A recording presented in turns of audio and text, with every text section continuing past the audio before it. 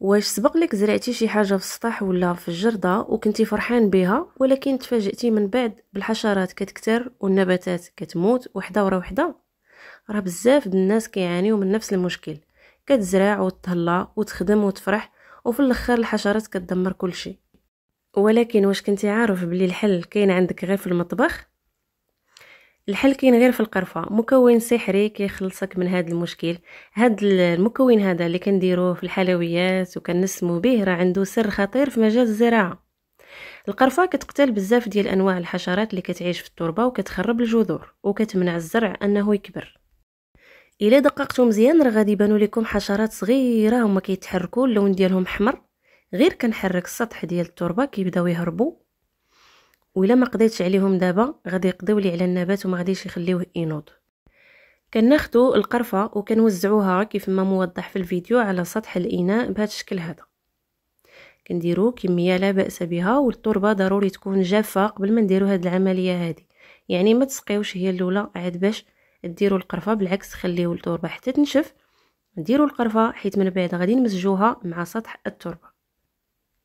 من بعد ما وزعت القرفه على سطح الاناء، دابا غادي نخلطها مع سطح التربه غير بالخاطر، غير بشويه، باش ما نخربش هذوك النباتات، هذوك العقيلات ديال النعناع اللي عاد بداو كينوضوا راه كيبانوا صغيورين.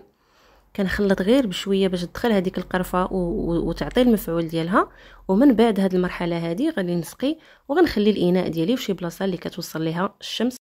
صورت لكم النتيجة النهائية من بعد مرور أسبوع باش تكونوا على يقين أن الوصفة فعالة ومجربة وما تخافوش منها. هو النعناع بدا كينوض، هو طلع والحمد لله نجح. يعني دوك الحشرات ما قداوش عليه، بالعكس دوك الحشرات كلهم ماتوا، والنعناع هو بدا كينوض غادي مزيان.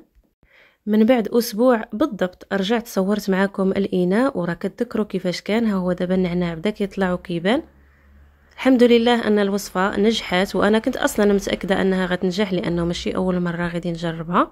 داكشي علاش قررت نشاركها معكم باش حتى نتوما تجربوها للنبات ديالكم. وإلا كنتم مهتمين بالزراعه او لا غير باغيين تبداو في هذه الهوايه، ما تفوتوش هذا الفيديو لانه مفيد بزاف وفيه معلومه مهمه. وإلا كان عندكم اي طلب او استفسار مرحبا خليوه لي في التعليقات وانا رهن الاشاره باذن الله. إلا كان كيعجبكم هذا النوع من الفيديوهات اشتركوا عندي في القناة وفعلوا الجرس باش توصلوا بإشعارات الفيديوهات الجديدة، وخليوا لي تعليق محفز.